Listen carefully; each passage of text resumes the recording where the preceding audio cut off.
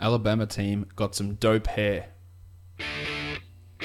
You are Locked On Fantasy Basketball, your daily podcast on fantasy basketball. Part of the Locked On Podcast Network, your team every day.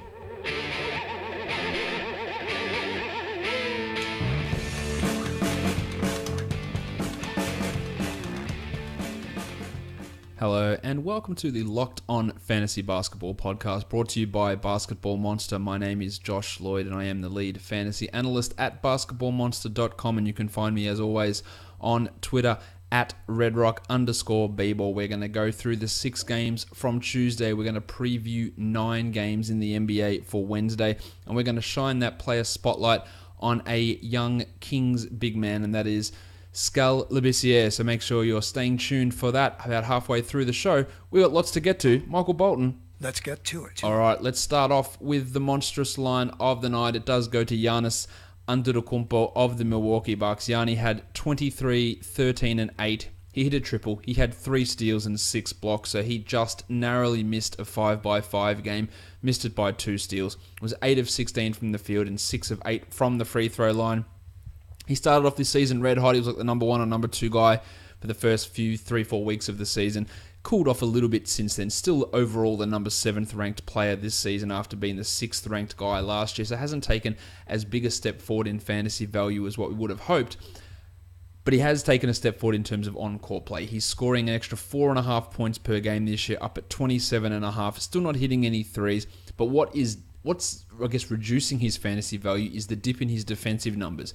He's gone from 1.7 steals to 1.5 and 1.9 blocks to 1.4, and that's why he's gone from the 6th to 7th guy. All the other improvements where he's averaging 27.5 and 10.5 up from 23 and 9, those numbers should elevate him to top 5, top 4, but with the defensive numbers coming down, it hasn't been great in that aspect. The efficiency is still fine, 76 from the line, 54 from the field. Still shooting terribly on threes, shooting just 29% after being a 27% shooter last season, but has his true shooting up over 60. This is a guy who we know has got many, many years of great fantasy action in front of him.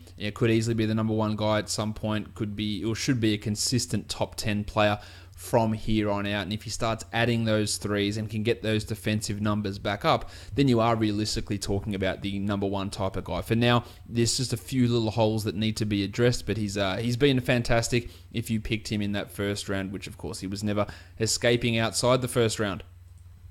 The waiver wire line of the night goes to Shabazz Napier of the Portland Trailblazers. Napier had 20 points with 1 rebound, 3 assists, hit 4 triples, had 3 steals, and was very efficient, going 6 of 7 from the field and hitting all 4 of his free throws. He was excellent earlier in the season, but he had been slumping quite a bit lately. He was scoreless in his last game, missed all 10 of his shots. In fact, his 3 previous games before this one, he was 5 of 30 from the field. If you go back even further, he was 7 of 36 across his last 4 games. So he's been very much up and down in terms of the scoring. He had that nice little run when Lillard was injured where he was putting up big numbers, and good play off the bench as well. And he's going to be a very interesting restricted free agency candidate heading into next off-season. He is going to turn 27 in the next few months, so he is well up there in terms of age as a restricted free agent. So this might be sort of the best type of Shabazz Napier that we're going to see, but on a per 36 basis, he's averaging 15.5 points with 4 rebounds and 4 assists, but more importantly for fantasy, the fact that he's getting 2 steals per game per 36 minutes, which is where really a lot of that value is coming from. The threes can be found in many different areas, but getting the steals added in there would be quite useful. He's very much not a high assist player. Over his 4 NBA seasons, the highest per 36 assist rate he's had is only 5.8, and that's obviously really minuscule. That was back in his 2nd season where he played for Orlando. Really not a high assist guy, but he's taken his scoring up. His efficiency has gone up despite this recent blip. He's not really a guy that you should be looking at in 12-team leagues. A streaming option, sure, for a day like today, no worries. But more of a 16-team league player as a consistent must-own guy. Anything shallower, you're probably looking at streaming him in. The young gun of the night goes to Joel Embiid. Again, 23, 8 and 4 with 3 triples, a steal, 9 of 16 from the field and 2 of 3 from the line. A few people ask me, why is Embiid getting the young gun? Why is Towns not eligible? Why is Devin Booker not getting it when they're younger? When I do the young gun, for you guys who are new to the podcast, it's a player who's in his first or second season in the NBA. Nothing to do with age. Maybe it should be retitled. In fact, if I'm going to call it young gun, not that Embiid's old, but it's first or second year player. So Towns won his fair share last season, as did Porzingis, as did Booker, all those guys. But first or second season players is what gets the young gun of the night. Embiid we've talked about plenty of times. Just another stellar performance. Keeps cranking him out. He's got his efficiency up recently, 51% over the last 2 months from the field. He was down at 49% for the season, so we've seen an increase there. And the three-point shooting starting to come along, hitting 36% across his last 12 games, where for the year he is under 32%. So if that starts coming around, that pushes things obviously further forward for his fantasy brilliance, I guess is a way of stating what Joel has been doing. The dud of the night. Shabazz Napier's teammate CJ McCollum was not very good in this game. 11, 2 and 2 with a block, 5 of 18 from the field, and hit his only free throw. It's fair to say that he has been a touch disappointing of recent times, outside the top 90 over the last month, but still doing it while scoring 22 points. But why are his numbers so low? Well, last season he averaged 3.6 assists per game. In this run over those last 12 games, he's at 2.4. He's never a high steals guy, at 0.7 in that time and 1 steal per game over the course of the season. And the efficiency, a big strength of his game last year, where he was 48%. He's shooting only 45 this season and only 43 over those last 12 games. So when all those things that was propping him up as being this top 30 guy, which he'd been the previous 2 seasons, when those things start to fall away, which we're seeing with him this season, still scoring well, but assists well down, steals still not going up, efficiency down as well. Add those things in and it's causing his ranking to drop. He is the 47th ranked player over the course of the season. I had talked about him a few times over the past couple of years about how unsustainable I thought that high 2-point percentage was, and we're seeing that come to the fore now. Still hitting his threes, although recently he's been way off on those. But it's the 2-point shooting which has regressed a bit for CJ, and his inability to get steals, his lower assist numbers with other guys handling the ball more, say like an Evan Turner there as well, which Turner has impacted him since being there the last couple of seasons. We're seeing McCollum start to come back to the pack, and I don't ever think he's got top 20 upside in him. Maybe if he got traded to another team and was running point full time, but playing alongside Damian Lillard in top 20 is a significant stretch for CJ McCollum though. It's just there's few areas in his game that do really put the ceiling on what his fantasy value can be. Let's get into these games now. From that's the wrong window. You don't need to see that one. Let's see. Apologies to everyone watching on the video as the wrong screen came up. There we go. That is the right screen. We're going to go through these games now and talk about them in a bit more detail as we like doing in this portion of the show. The first game, the Brooklyn Nets and the Cleveland Cavaliers. Huge performance from the Nets, who had a lead quite late into this game. The Cavs get the victory in the end, a quite high scoring game. Not really thinking that the Cavs' problems have been solved. Maybe that's the best way of phrasing it. D'Angelo Russell looked great. 32 minutes, 25 points, 5 rebounds, 6 assists, 2 steals. He was efficient. He's not always going to be efficient, but his minutes are up, his production is fine, and he's got a legitimate shot at top 40 next season and is a clear must-own guy now. Spencer Dinwiddie, seeing his usage dip with Russell back in action, 11 and 11 in 31 minutes. Still needs to be owned, but we're seeing the Russell-Dinwiddie pairing working well, but it impacting what Spencer can do fantasy-wise. Karis LeVert, super efficient stuff, 18 points on only 9 shots, 3 rebounds and an assist, but only 19 minutes. He's just not going to see enough playing time to be useful outside of deeper leagues.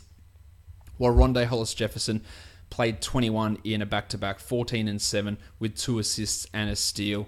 Yeah, it has to be owned if he was dropped at all. Damari Carroll, big minutes. I thought his minutes might dip, 16, 6 and 3, but it is going to be interesting to see what they do with that starting lineup when Ronde is ready to rejoin it. Who moves out? Is it Russell? Is it Crabb? Is it Carroll? Is it Dinwiddie? Let's see exactly what they do there. As for the Blue Swimmer, he had 13 points in 32 minutes, so his minutes were up. Didn't do a huge amount with them. And yeah, again, I still think he's a fringe 12-team league guy. While Dante Cunningham got the backup minutes over Quincy Acey. Once more, Acey playing only 3 minutes. On to the Cavs. LeBron James. Triple-double for LeBron, 31, 12, and 11, and he now is averaging a triple-double over the month of February. Fantastic. George Hill's minutes, they're just all over the place. 37 in this one, 26, 3, and 5 with 3 steals and 3 triples. This is what I was excited about when George Hill got traded then. Said you got to go and add him, and then he played like 24 minutes, 25 minutes in those first couple of games as a member of the Cavs. He's been up and down, but he has played over 30 in 3 of the last 4 contests. And if he was on my waiver wire, I would go and have a look. Larry Nance, 10 and 10 in 26 minutes. Early foul trouble does limit him and can be a problem, but he does put up fantasy value in his efficiency, shot blocking, rebounds, and he can be a 12-team league guy. Jordy Clarkson had 14 in 21 minutes, while Rocket Rodney Hood had 14 in 31, and he is not a standard league player, Hood. The plumber, J.R. Smith, only the 22 minutes. That hot streak that Smith was having has significantly cooled off, and any value that you thought you might be getting from him, I think you can go ahead and drop him in most cases. Let's go on to the next game. It's the Charlotte Hornets and the Chicago Bulls. The Bulls traveling to Charlotte. The Hornets get the easy victory here. Zach LaVine was back, so Justin Holiday was a healthy scratch. LaVine played 35 minutes, a season high. Look, he is obliterating your field goal percentage at the moment. 37% on 19 attempts. 21, 4 and 4 with 3 triples, and actually was pretty piss poor from the free throw line as well. He obviously still has to be owned, but there's going to be these sort of hiccups. While Chris Dunn was bad as well. 2 of 11 from the field for 10 points with 3 assists. Got those 2 blocks in though, but overall not a great night from those 2. Larry Markkinen was solid, 11 and 7, while Punch Bob Shipbloke only 23 minutes for Portis, 12 and 10 with 2 triples. Since that big 38-point eruption, he has seen his minutes cut significantly, with Chris Felicio getting more playing time. So Portis is still a guy to own, but if he stays in the low 20 zone, 21, 22, it might not remain that way. David Nwaba, 32 minutes, 11 and 6, 3 steals and a block. This is what we're seeing from Nwaba. The lower points, which again is fine. It's the other numbers, the rebounds, steals, blocks. And if you need that, he's obviously a useful guy. While Denzel the Hammer Valentine, another strong game from Denzel. 14, 6 and 4. That's 2 good ones in a row. The minutes are trending up for him. Let's see if they stick there. I hope that they do. I don't think you need to be rushing to grab him in 12-teamers though. While Chris Felicio, probably his best game, 12, 6 and 4. 20-teamers, you can pay attention. For the Hornets, Dwight Howard left in the first half, didn't reappear, we heard nothing at all, and then he came back to start the second half. Apparently he had a rib issue, ended up with a great 24 and 6 with 5 blocks, so he was fine. Kemba had 31, 2 and 5 with 6 triples, and Nick Batum was great as well. 10, 7 and 12 with 2 steals and a block. But some negative news for the Hornets. Michael Kidd-Gilchrist suffered a hamstring strain. He was out of the game. That means you need to go look if Jeremy Lamb is on your waiver wire. Lamb played 27 minutes, had 15, 1 and 5, and hamstrings, we don't know the severity, we don't know the time frame, but normally you're expecting a couple of weeks to miss at least for Kidd-Gilchrist, and in that time Lamb can be a top 70 player, and that's the sort of move you need to go and make, I believe. With Kidd-Gilchrist out and then Cody Zeller sitting out the second half due to a sore knee, Marvin Williams' minutes went up. He played 30 and had 14 and 5. And Bill Hernan-Gomez, he barely played, only got the 4 minutes. So don't be expecting Bill to become this great option, maybe in very, very deep leagues if Zeller misses time. Frank the Tank didn't really take advantage of Kidd-Gilchrist or Zeller's absence, only 11 points in his 23 minutes. It was Trevion Graham along with Lamb who got the big bump. 28 there for Trevion, who had 7 points with 4 steals. We're only talking really deep league stuff, of course, with him. The Philadelphia 76ers and the Miami Heat, a bad loss for the Sixers, great win for the Heat. Dario Saric had a huge game, 21 and 7 with 3 triples and a steal, while Rashawn Holmes played backup power forward in this game with Trevor Booker likely to be bought out. 17 minutes for Holmesy, 6 and 7 with 2 blocks, but of course Ersan Ilyasova is likely back for the next game, and that's more than likely going to push Holmes out of the rotation or back to being the backup center, depending on what they want to do with Amir Johnson. JJ Redick had 15, 3 and 4, including a missed game winner, while Bellinelli had 13 with 2 triples, and Marco just pushes himself into that conversation as being one of the best three-point stream options, and that's it. Bob Cov, man, it has been bad. 5 points in 32 minutes for Covington, 4 rebounds, 2 assists, and 3 steals for Covington. Numerous questions coming, and I've been a big Covington supporter over the years, but the form that he's in at the moment, I think you do have to, if you're in a desperate times, got to win this week, playoff type of mode, you might have to move on from him. He's outside the top 110 over the last 2 months, in large part because of really, really bad shooting. 32% from the field, 37 from the field, and 32% from three. But the steals are down, the blocks are down, the rebounds are down. Everything is down from Covington, and they're not. It's not all that a positive a sign. So if there's someone out there you want to make a move for, I think it feels like at the moment that Covington is feeling expendable. Benny Simmons had 11, 6, and 6. Definitely wasn't his best night. Onto the Heat. Dwayne Wade was fantastic, winning the game. Huge final quarter, 27 points in total in 25 minutes with 3 steals and a block. But I really do question the intelligence of having a game where Dwayne Wade has a usage of 35%. And I know that you can point out, Josh, they won the game. He hit the game-winning shot. I know that, but it's about process over results. The fact that when Wade back on this team, he's leading the team in usage is just piss poor. Him closing the games, it's going to cause problems. I don't understand why players, or I do, because they think they're the greatest of all time, and they've got to have that mentality. But there shouldn't be any situation where Wade is taking or has the largest usage on this team. It just shouldn't be the case. He's not the best player. He's not the second best player. He's not the third best player on this team. He stepped up today in a game that Wayne Ellington was out, when Tyler Johnson was out, but that usage is just an extraordinary figure. And it worked fine in this game. The other games, it's not like Dwayne Wade had been playing well in these other games since returning to Miami. I think there's a real chance that his arrival here in Miami could muck up a few of the things that have been happening. Now, a lot of people ask me, do we add Dwayne Wade after this game? The answer to that is no. Again, it's one game, and things went really well. He had 6 points in the last game. He has the occasional scoring outburst, but in his time back in Miami, this is the first time he shot over 50% shit. This is the first time he shot over 45% in a game. He had a 35% shooting night on 20 attempts. It's another 35 usage. Another 37 usage night where he shot 31%. A 29% usage where he shot 44%. A 17% shooting night. Like, just bad nights all around. He got lucky. He hit 2 threes. That's all good, all well and good, but he had been bad in his time back in Miami. So don't get overly romantic in terms of, D Wade back in Miami, it's all going to happen. I don't believe that's the case. The Iron Shoulder had 21, 6 and 5, 33 minutes for Dragic, while Hassan Whiteside, he had 15 and 11, had 3 steals and 3 blocks. Big minutes for him. Kelly Olynyk returned, and that meant that Bam Adebayo played only 7 minutes. I've been talking about probably dropping Bam anyway, and I think this is the impetus you need. I could say the same for Jim Johnson, who played only 16 minutes and went scoreless. Now, he could very easily come out, Jimmy, and put up some numbers. I just think it's going to be too much of a squeeze for him to get the playing time he's going to require. So he can be done with. Olynyk had 9, 3 and 3, looked pretty good out there in his first game back. He's more a 14-team league player, while the Duke hurt his thigh, and Tyler Johnson hurt his leg as well. We don't have any updates on them. Johnson was playing quite well, and he is a sneaky back-end 12-team league guy without being a must-roster player. Scooter Magruder also made his season debut after breaking his foot, 3 points in 9 minutes. I think when everyone's healthy, Magruder's going to find it hard to be in the rotation, but with Johnson and Ellington injuring themselves today, there might be an opportunity for him. But of course, that is real deep league stuff for Rodney Magruder.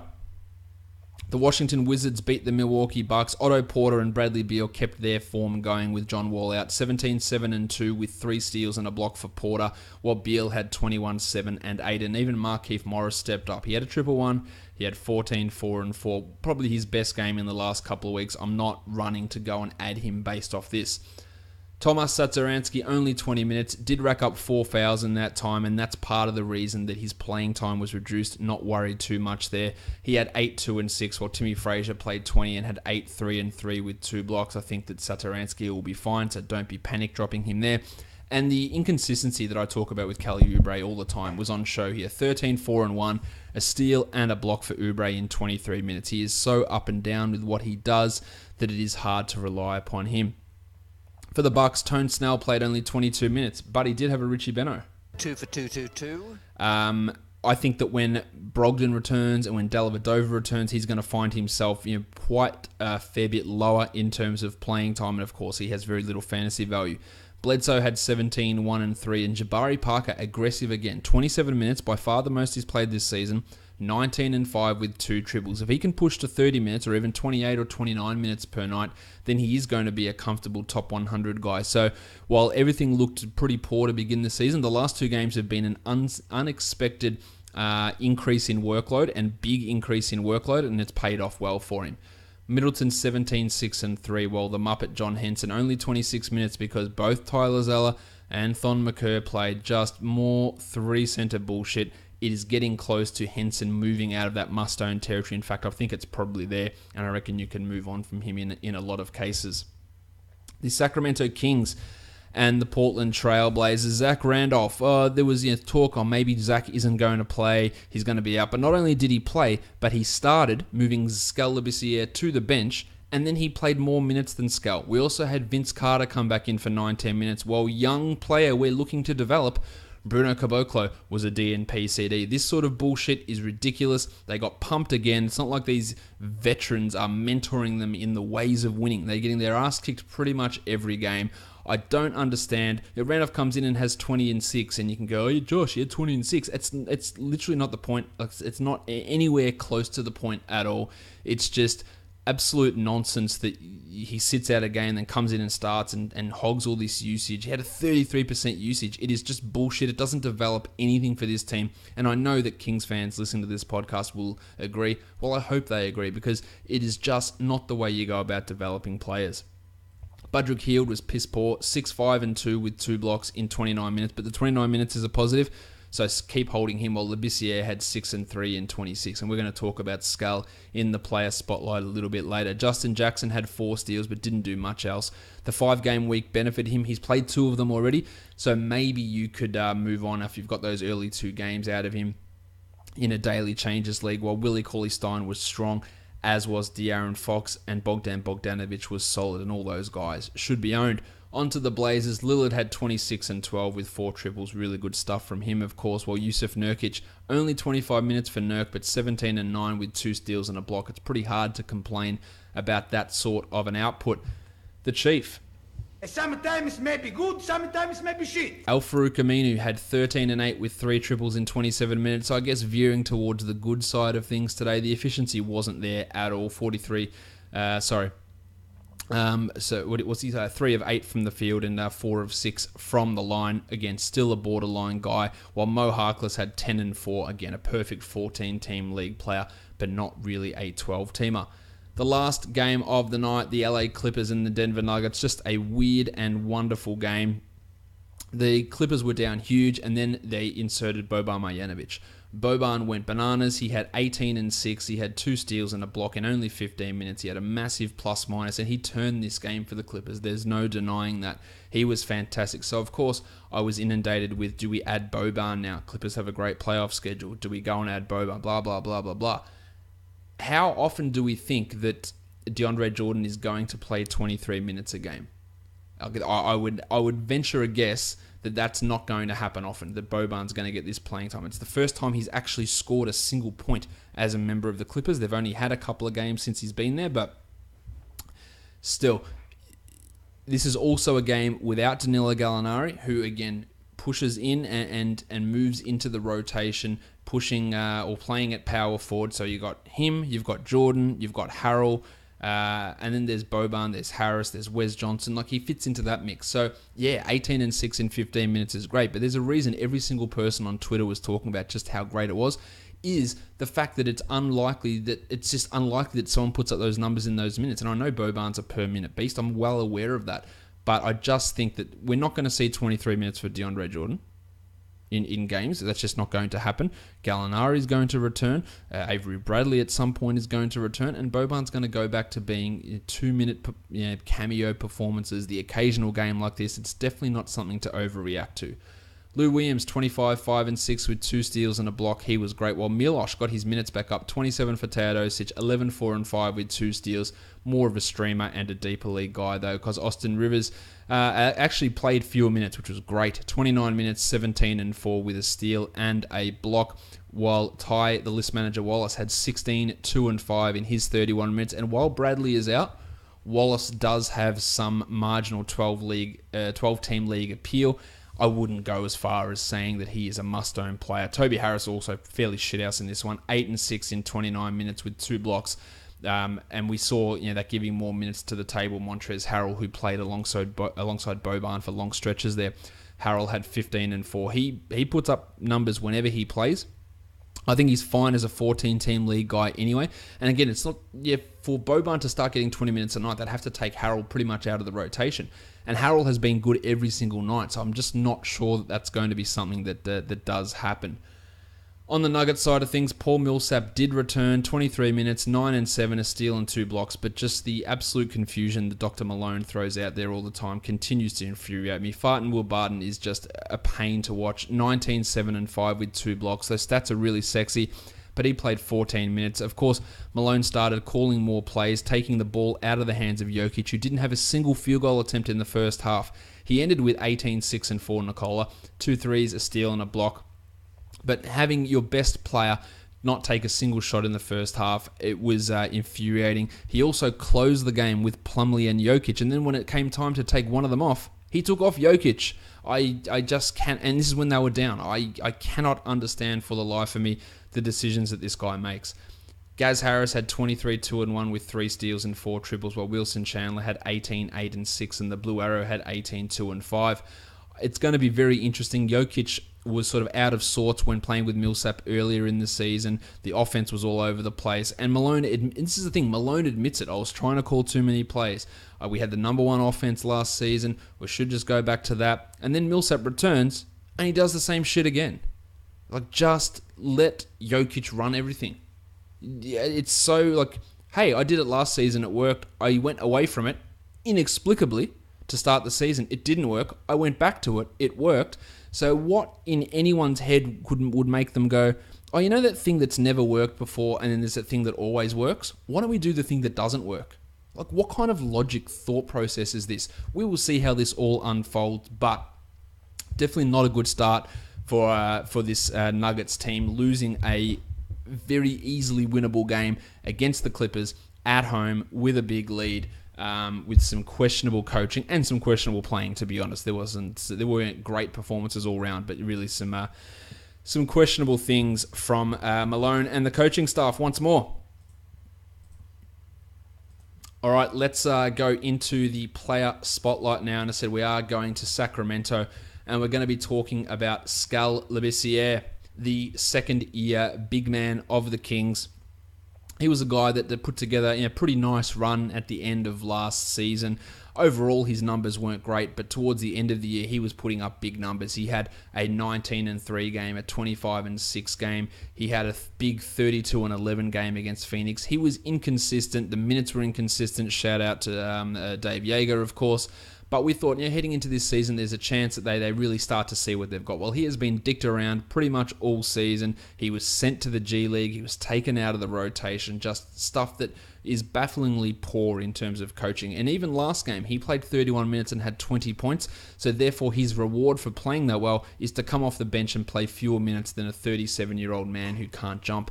And that's Zach Randolph. But what do we think about Labissiere moving forward? He was a guy that we know was the number 1 rated player in his high school class, ahead of Ben Simmons, had a disappointing season at Kentucky and fell all the way down. I would have taken him much higher than what he actually went in the draft, and we saw some flashes of that from Skal. He can handle the ball a little bit, he can block some shots, and his numbers this season, they haven't been bad, but it has been a decline in numerous areas over his rookie year. He's averaging fewer points per 36 minutes. He's averaging fewer rebounds. He's shooting a worse percentage, down from 54 to 46% from the field, and his true shooting has dropped from 58 to 52.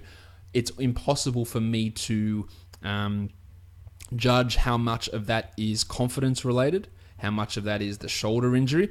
But I think it would be foolish to discount the management of this roster as not having some sort of an impact on what Labissiere has been able to do this in his second season. His advanced numbers, they're okay, like above average PER, 15.3 this year, 16.8 last year.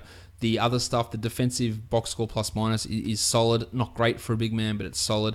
But he does still struggle in numerous areas. But the team is 5.8 points per 100 possessions better with him on the court than on the bench. And that's saying something for a big man of his, youth and inexperience. It also helps that the bloke who's in front of him is a team worse than that Zach Randolph in terms of on-off numbers. Skal is going to be heading into a really critical third season, a season when many players take a big jump forward, same as their fourth year. Their third and fourth years are really key. What they do with this front court, do they finally say, hey, maybe it's not a good idea to play 29 minutes and 35% usage to a 37-year-old Zach Randolph? Will Dave Yeager ever think that? Probably not, because he's a stubborn man. But there is a big chance for Skal to be a top 70 player. Now, will he ever become a top 30, top 40 guy?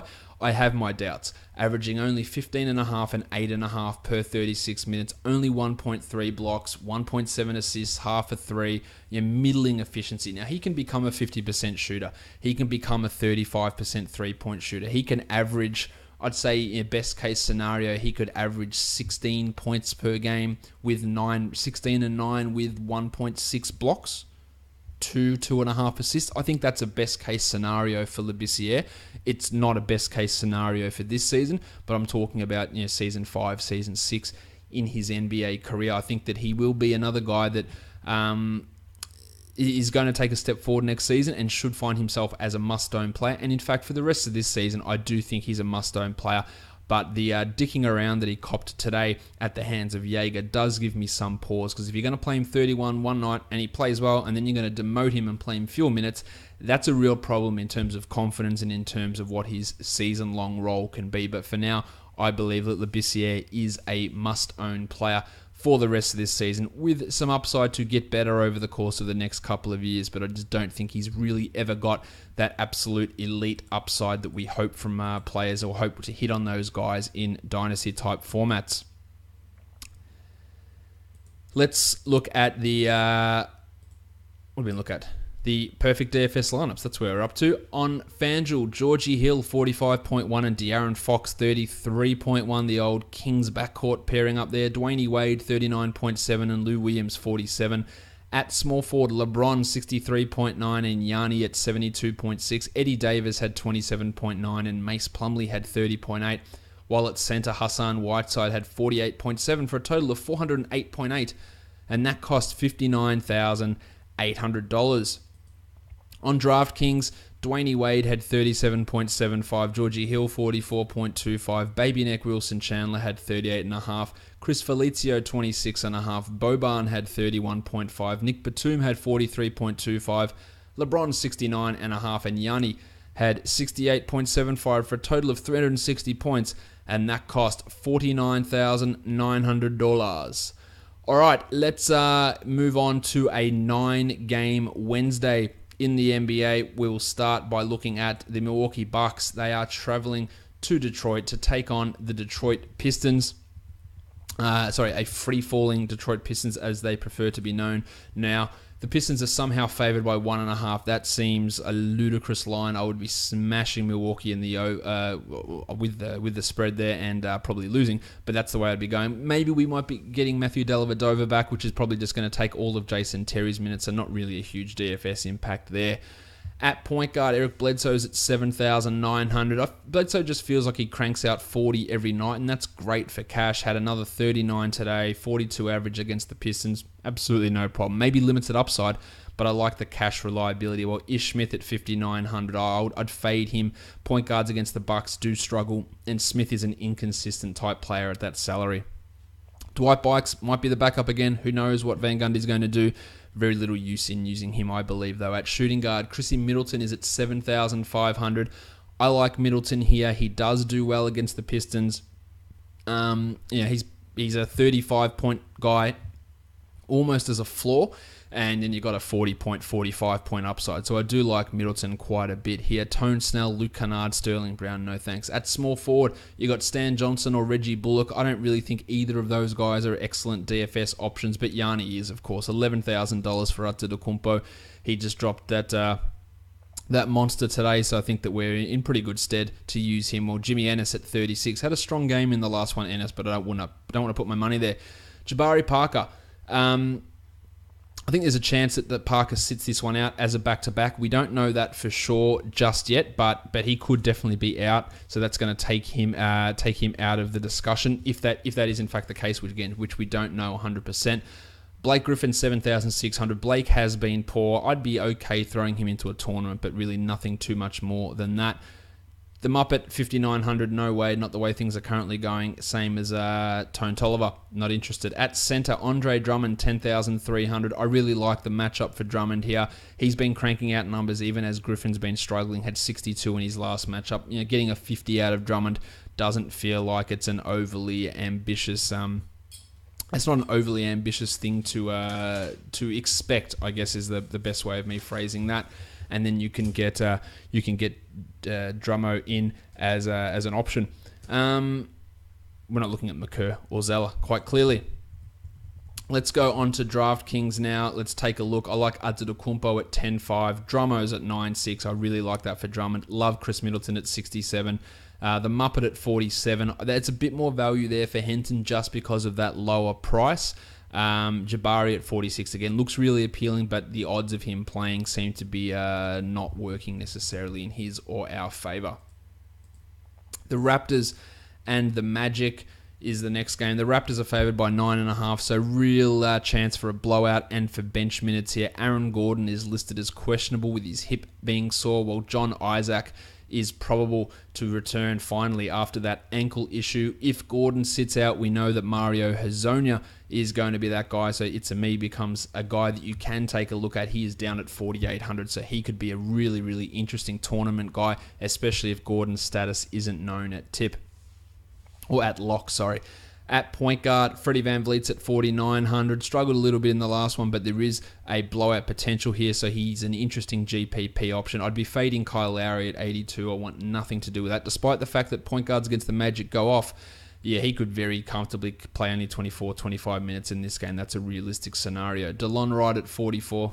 Probably not. Well, DJ Augustin. Which DJ do we get? Do we get good DJ? Do we get bad DJ? He's at 5,500 here, Augustin. He had 32 in that last game. I wouldn't want absolutely nothing to do with him in cash. But if Gordon is out, I'd feel a little bit more comfortable in using DJ, and I'd lean more towards him in tournaments. DeMar DeRozan at 86, same story as Lowry, while Evan Fournier at 59. I actually think for 59 for Fournier in cash is definitely a decent option. Small forward, John Simmons at 51. He went bananas in that last game. 40 points in 36 minutes. 5,100 is not a big amount for Simo. It's a tough matchup, but I do think that he has GPP worthiness. Hezonja I've already touched on, and CJ Miles minimum salary. Yeah, no care factor there. As Gordon's at 76, probably leave him alone with the sore hip. Pascal Siakam had a big game in that last one. I'm not sure that expecting that out of him is realistic. Bismack Biyombo minimum salary, we want nothing to do with that. While Serge Ibaka at 6,200. Serge is putting up the numbers. He's averaging 32 over the last 5 and 37 over the last 3. But do we get 29-minute Serge? Do we get 24-minute Serge? I think that Serge is a GPP guy here, Ibaka, but not much more. Nick Vucevic, I do like a lot here. 7,800 for Vuce. 41-point average against the Raptors the last 3 games. He hasn't missed a beat since returning from his broken hand. Totally fine to use him. While Jonas Valanciunas at 6,400. Yeah, JV has done quite well against the Magic in the past as well. I think that price is probably just a little bit prohibitive though. On DraftKings, Valanciunas at 58. That's a more reasonable price tag. Still more GPP there, whereas I love Fournier at 53. Love that for cash. Vooch at 7.6 and DeRozan at 8,000 is much more in play on DraftKings, even with that blowout risk happening. Much of the other stuff is the same. John Simmons, DJ Augustine, Serge Ibaka, the same sort of reservations and cautions that I mentioned on FanDuel apply on DraftKings also. The Charlotte Hornets and the Boston Celtics. The Hornets on a back-to-back. The Celtics are favored by 7.5, and the total is 208. Dwight said he's going to be fine to go. Mick Kidd-Gilchrist, I doubt that he plays with his hamstring strain, while Cody Zeller is questionable with that knee problem from today. If Zeller is out, we get more minutes for Frank, more minutes for Marv, some minutes for Bill Hernan-Gomez as well, but nothing that really gets as exciting. Maybe Marv Williams gets a bit of a boost there, and of course, Jez Lamb with Michael Kidd-Gilchrist out is in a nice spot. Daniel Vanilla Tice is probable with hamstring soreness. He's been quite good recently, but I'm not overly keen on him going up against Dwight Howard. At point guard, Rozier's at 4,000. That's a pretty strong fade for me, while Kyrie at 8,600. Despite the fact that it is Kemba Walker as the point guard for Charlotte, they have been a negative for opposition point guards recently, and that price for Kyrie is probably just a little bit too high, and I think I'd leave that alone. Kemba at 8,200 has a level of value, but of course the Celtics have been very good against point guards all season, so probably going to fade both these point guards here. At shooting guard, Jalen's at 5,200. At this point, I'm only looking at him as a tournament guy, while Marcus Smart at 48. I think you only have to consider him for GPPs also. Neither of those are super strong. 7,000 for Nick Batum. Crushed it today against the Bulls. The Celtics is a little bit of a different story, but I don't hate this for Batum. I think you can get away with using him in cash. Jez Lamb at 44. I love it. Probably the pick of the day on FanDuel and DraftKings as well. Only 4,400.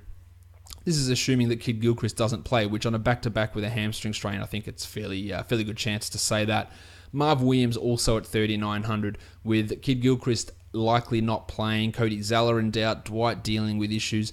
The front court's going to shuffle around a bit. I think Marv at under 4,000 is a strong option to get some other high-profile players in. Vanilla Tice at 3,900. Some real big games from him lately, averaging 28 over the last three, had 28 in his last game, even with Bainesy back.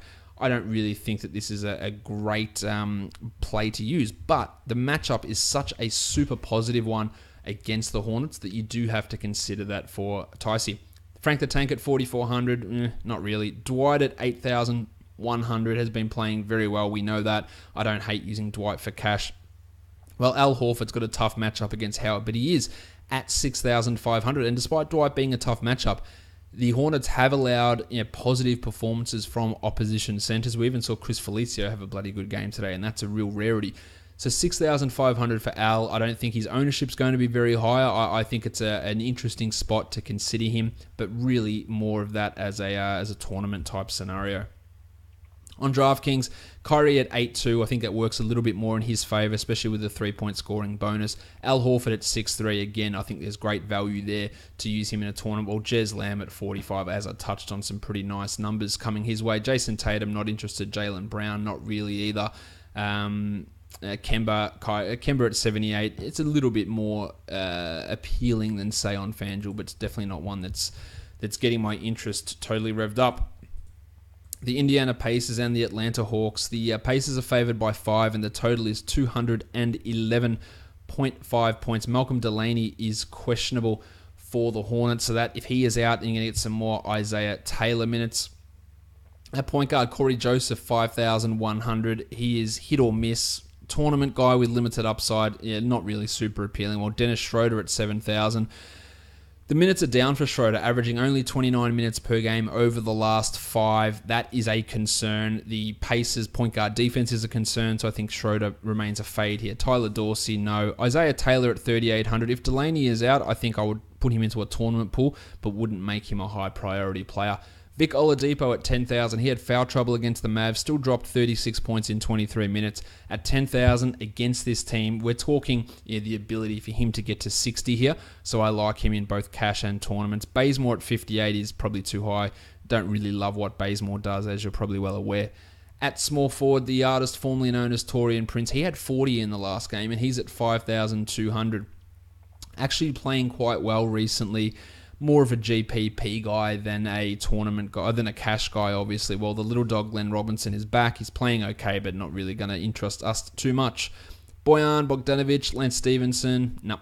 Power forward, the Baptist, 6,500 for Johnny Collins. Foul trouble in the last game, been a bit up and down. I want nothing to do with that for cash, but I do think that you can always consider him for tournaments. I just wouldn't be considering it too strongly here. Well, Thaddeus Young's at 6,300. He has been fairly consistent with a relatively solid floor in a really good positive matchup. No problem with using Thad in a cash scenario. Don't want Sabonis though. The Undertaker, 5,500 for Dwayne Dedman. Probably not. Mike Muscala, 4,000. Probably not as well. And Miles Turner just went off against Dallas. This is a great opportunity for centers. They always tend to do well against the Hawks. So Turner at 7,000 is good. We know his inconsistency, and that makes him hard to use as a cash guy. But the upside is absolutely in his favor as a tournament player. On DraftKings, Oladipo at 9,000 is sensational. Love that. The Baptist at 6,1 is more appealing, but still not ready to lock in there. While Schroeder at 6,600, I think people will fade away from Schroeder, and I do think that is a tournament option. If for some reason he plays 32 minutes, he could very easily get you 40. But I'm still not feeling super confident about that. The Undertaker at 51, yeah, probably not going to be interested in that either. Let's move on to the next game. We have got the Phoenix Suns and the Memphis Grizzlies.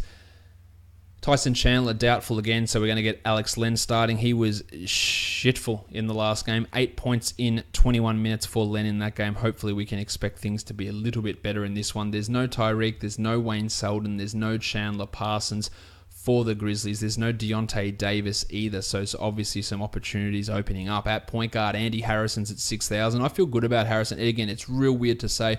Harrison, great matchup, in a good position. Great ease, great opposition. I love him at 6,000 here. I think this is a really solid opportunity to use him. While Lord Alfred Payton going the other way, 7,300. I'm in on that as well against this Memphis team. Chalmers and Kobe Simmons, I don't think we need to care too much about. At shooting guard, we've got Devin Booker at 8,700. He is just cranking out numbers all the time.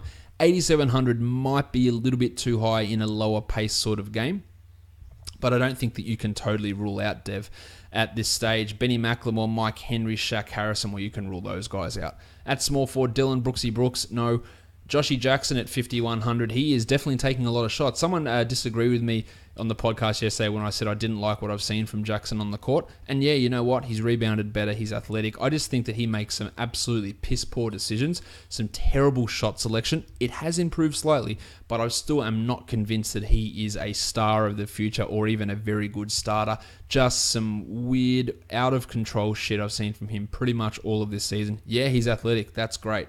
Marquise Chris does some athletic stuff as well, but he is one of the worst players in the NBA, and I don't think Jackson's quite at that level, but he has been unplayable for stretches of this season and has been piss poor for other stretches. He's had some good moments too, but he jacks up some just terrible shots, and that's part of the reason why I'm not high on him as a prospect. But in saying that, he's just getting as much opportunity as he can to do whatever he wants, and at 5,100, that's why I like him in this matchup. Tony Warren Jr. is at 7,100. He is cranking out the numbers. 40-point average over the last three. I still don't love it, though, for DFS. I think there's bust potential and limited upside, and they're two things you don't want to hear together. Marquise Chris and Dragon Bender, I don't think we want to really use them. Bender was good in the last game, had 26 points, but that's just unreliable. The Grizzlies power forwards become interesting. Jarrell Martin at 4,100. He's going to get 30-plus minutes here. Now, he has struggled a little bit in the past games, but I think he's absolutely worth using in a great matchup. JaMychal Green at 5,300. Getting these extra minutes in a scenario with Parsons, Selden, Evans out, and Green and Martin are starting at the 3 and the 4. Absolutely, 5,300. I don't like Green that much, but this is a great opportunity for him. Ivan Raab at 3,800. Will he get some backup center minutes with Deontay Davis out? That's a possibility. You could throw him into a tournament. I probably wouldn't, but he did have a 30-point game earlier this season, so someone who could be a weird tournament winner. At center, Marc Gasol, 7,200. I like Gasol here. He had 43 in that last game against Boston. He's still cranking out numbers. I like using him here, while Len at 4,900 You got Alex Len's inconsistency. You've got a matchup with Marcus Sol, but that price is really appealing. So I do like using Len, but be prepared to be burnt. That should be. I think Alex Len's got that tattooed across his neck. Be prepared to be burnt, all you DFS people. On DraftKings, I love a lot of guys here. Green at 54, Jermichael, Andy Harrison at 57, Jarrell Martin at 44, Lord Alfred at 71. Gasol's probably priced a little bit high up on DraftKings at 84 and Booker at 86. It's still pretty high, but I like Booker quite a bit there. While Joshy Jackson at 56, that extra pricing there doesn't make him as appealing as what he is over on FanDuel. Let's go on to the next one. We've got the Golden State Warriors and the Washington Wizards. The Warriors are favored by 9 on the road. The Wizards on a back-to-back. The total is 226.5, the largest total of the day so far. At point guard, Steph, 9,300. You know what to do. It's absolutely fine to use Steph Curry in that sort of a scenario. Tomas Satoransky, hate that salary, 6,900 for Satoransky. We've seen point guards go off against the Warriors many times this year, including Emmanuel Mudiay in the last game. So there's something there, but that price is just too high for me for Thomas. Timmy Frazier at minimum salary, Shawnee Livingston at minimum for a significant reason. Braddles Beal, 8,500. I got no issue with that. I think that's a good cash play. I think it's a strong tournament play as well. While Klay Thompson finally had a good game in that last one, he's at 6,700. I just don't want anything to do with him in DFS this season. At small forward, Oubre's at 5,000. I think there's a chance he bounces back after a disappointing performance, so I'm okay with using him. Otto Porter at 7.2, I'm in on, and Durant at 9.8, I am super in on. I think both Porter and Durant can have value-exceeding games. At power forward, Draymond Green's at 7,600. I like Draymond quite a bit here. This is a good matchup for him against Markieff Morris. He's got a good record against the Wizards, averaging 40 points in the last 3 games in only 31 minutes. This has got 50-point upside written all over it, while Markieff at 55, he had a good game today. So according to the scriptures, that means that he must shit the bed in this one and get into early foul trouble. Let's wait and see if it happens. Jordy Bell, minimum salary. Decent return to action, 12 points in 13 minutes, but I don't think he's really exceeding 20 points or 20 minutes here. At centre, Marcin Gortat, JaVale McGee, Jan Mahinmi, Zaza Pachulia. I wouldn't want anything to do with any of those guys. On DraftKings, I love Durant at 9.7, Curry at 9.5 is good. Beal, maybe a little bit high at 88, but still got some value. Draymond and Porter are good. Oubre with that upside there also. Very, very similar type scenarios on DraftKings as opposed to FanDuel, but really love Durant at 9,700. Let's move on to the next game now. The New Orleans Anthony Davises and the San Antonio Spurs. The Spurs are favored by 4.5, and the total is 219.5 points. Pau Gasol is doubtful. Also, an update on Kawhi Leonard. He's looking to be back around the 12th of March, around that time. So that's obviously good to get some sort of a time frame. We still don't know if there's going to be restrictions or back-to-backs or anything like that. But of course, that earlier timetable when it could have been the 31st and looking at the 12th does make things a lot more palatable in terms of adding him. No Pau likely in this one. So there's a couple of ways that the Spurs can go. Do they start Davis Bertans again and push Aldridge across to the 5 to match up against Emeka Okafor and Anthony Davis? Could get ugly. Or do they throw Joffrey Laverne out there? I think if they had to go anyway, they might go Laverne. Bertans is pretty much out of the rotation. That could easily change. He's going to have to be in the rotation in this one. But I don't think that we want to use either of those guys in this matchup outside of weird tournament flyers. I like DeJounte Murray a lot. He has 6,800. He had a monster in that last game. I think he's in a strong spot again. While Rajon Rondo at 5,800, he's getting some decent, consistent numbers recently. I don't know if that'll continue. I wouldn't want to use him in cash, but there's a little bit there. Pat Mills, will he start again at shooting guard? He's at 4,700. He's listed as a point guard, but he did start at shooting guard. I think he's an interesting GPP sort of a target, while Ian Clark and Tone Parker don't really warrant me mentioning them. At shooting guard, Dan Green had a monster in his last game. That is unsustainable, so don't read into that too much. Manu is back at 4,100, no. Or Drew Holiday at 8,000. Against any other opponent, I'd be all in on Drew. Against the Spurs, I'll say, you know what, that's probably fade time. At small forward, Kyle Anderson's at 5,700. He's a guy that gets you about that number most nights, doesn't often exceed it. It's a good matchup, absolutely fine for cash, probably limited tournament upside. No interest in Rudy Gay or Etuan Moore. At power forward, Aldridge at 8,700. Much like the guys for the Pelicans playing the Spurs, if Aldridge was against any other team, I'd be okay with it. But going up against Davis, that can lead your bigs into some trouble. And Aldridge has struggled against the Pels in the past, averaging just 33 across his last 3 meetings. So I think that he is in fade territory there, while Bertans at 41 again. Bit of an upside play for GPPs. While Mirotic only played 25 minutes in the last game, still went at over a point per minute. But at $7,000, I need him playing 30 minutes, so I'm not really keen there. Tone Davis, what do we do here? This guy is just crushing everything, averaging 82 over his last 3 games. He is at 12,500. I think we're getting to the stage where we probably have to fade him just because of that exorbitant salary and the Spurs matchup. But it's almost impossible for me to suggest that just because of how well he's playing. You feel like that Russell Westbrook stretch where you just had to ride him every single day, and it feels very similar here for Tone Davis.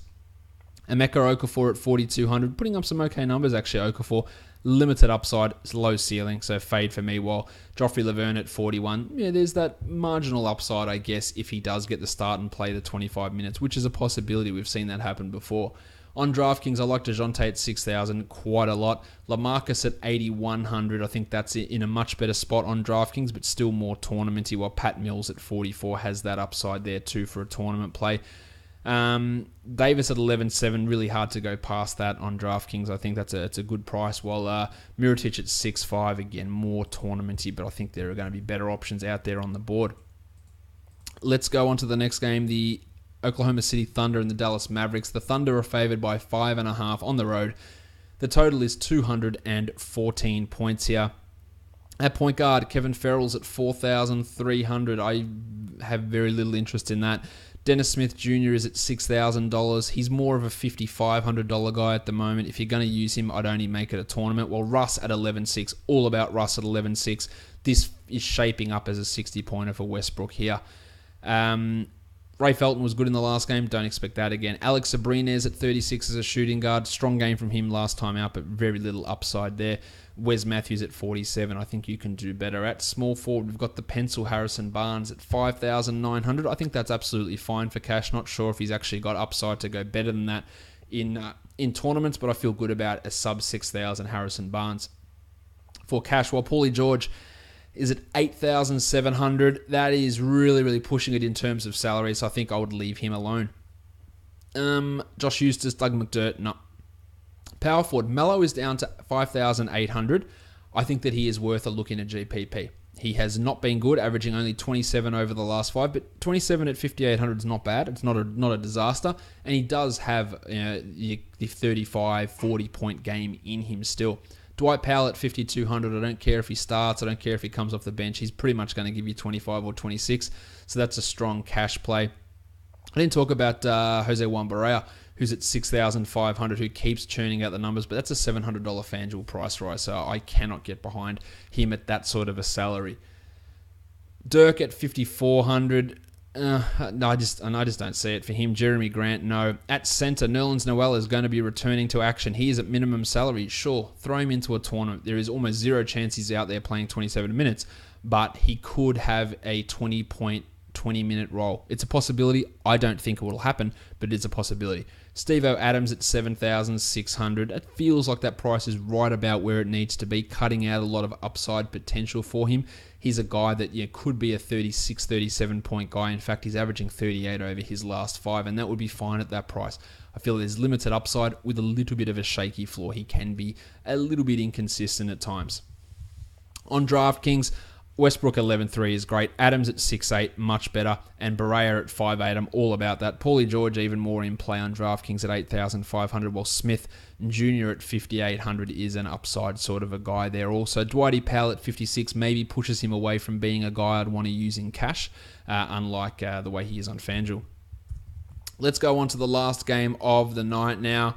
We've got the Houston Rockets and the LA Clippers. The Rockets are without Ryan Anderson. Eric Gordon is not on the injury report, and Clint Capella is questionable. Brandon Wright is also out. So if Capella is out, we'll be looking at Tariq Black and Nene starting again, and more minutes for Mam Mute and PJ Tucker in that scenario.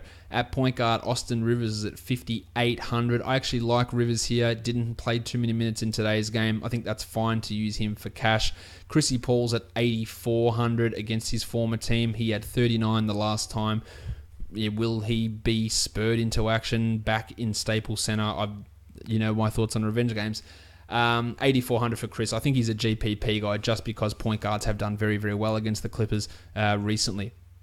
At shooting guard, Ty Wallace, the list manager, 4,500. Absolutely no worries with using him. Love that in cash. Think there's value there. Love Lou Williams at 77 and Jim Harden at 11 All of those guys are great shooting guard options.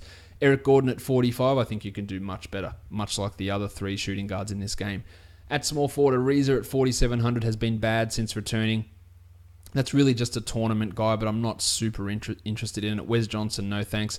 When PJ Tucker at 3,600. We're also assuming that the Rooster is out. He said he doesn't think he's going to be playing against Houston. PJ Tucker's not an interesting DFS option. The table Montrezl Harrell is at 4,500. I actually don't hate using that. I think there is some GPP value there. In fact, he's averaging 22 over the last 5, but that salary at 45 takes away that sneaky cash value there. But I think you can have a look at Harrell, especially if Gallinari is out. At center, DeAndre Jordan's at 84. I think I'd fade him in this matchup. That's just too high of a price. He's more of a 36-point guy rather than a 43-point guy, which is what you'd want him to be at. While Capella at 7,700, I don't think I'd be using him coming back off the illness that kept him out last game, if he even plays. Well, Nene or Tariq Black, I think they would be GPP guys at best. On DraftKings, Harden we love, of course, at 11.9. Chris Paul at 8.3 is also a good play. Toby Harris at 77, not really interested. I love Austin Rivers again. Trevor Ariza for a tournament play, and Ty Wallace at 47 has some definite upside there also. All right, let's just wrap up this with looking at some other DFS providers. On Yahoo for tournaments, I like Aldridge, I like DeJounte Murray, The Baptist, JaMychal Green, Kelly Oubre, Fred VanVleet, the artist formerly known as Torian Prince, DJ Augustin, Davis Bertans, and Frank the Tank Kaminsky.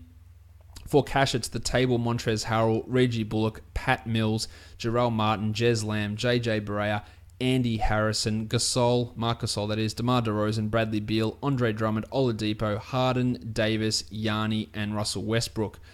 On Moneyball for tournament plays, Mallow, Joshy Jackson, Trevor Ariza, formerly. And for cash and tournament options, we've got Pat Mills, Jarrell Martin, The Pencil, Kyle Anderson, Jeremy Lamb, Barea, JaMychal Green, Andy Harrison, Alfred Payton, DeJounte Murray, Nick Vucevic, Marc Gasol, Oladipo, Antetokounmpo, Anthony Davis, Jim Harden, and Russell Westbrook. And on Draft Stars to round things out for tournaments, The Baptist and Jonas Valanciunas, almost called him Jonas, Alex Len, Ivan Rabb, Little Dog Glenn Robinson III, Isaiah Taylor.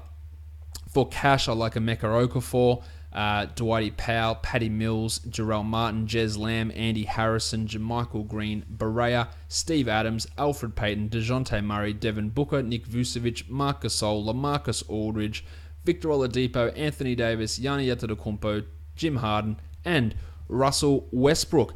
That brings us to an end of another Locked On Fantasy Basketball podcast. If you're unaware, my name is Josh Lloyd and I am the lead fantasy analyst at basketballmonster.com, and you can go catch me on Twitter at redrock_bball. Check out the rest of the Locked On podcast network, including Locked On Clippers, where you can hear all about Boban Mania from Lucas Hand today. Check us out on Twitter at LockedOnNBANet. If you do like this podcast, go and leave a 5-star ranking and review on Apple Podcasts, and you can also find the show on Google Play, TuneIn, Stitcher, Spotify, and of course YouTube, where you can see my beautiful face. You can give me a thumbs up, you can subscribe, and you can leave a comment.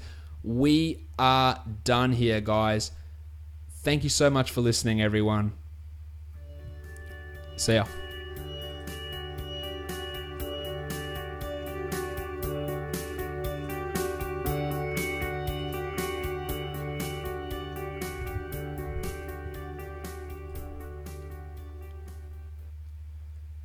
Reggie Bullock.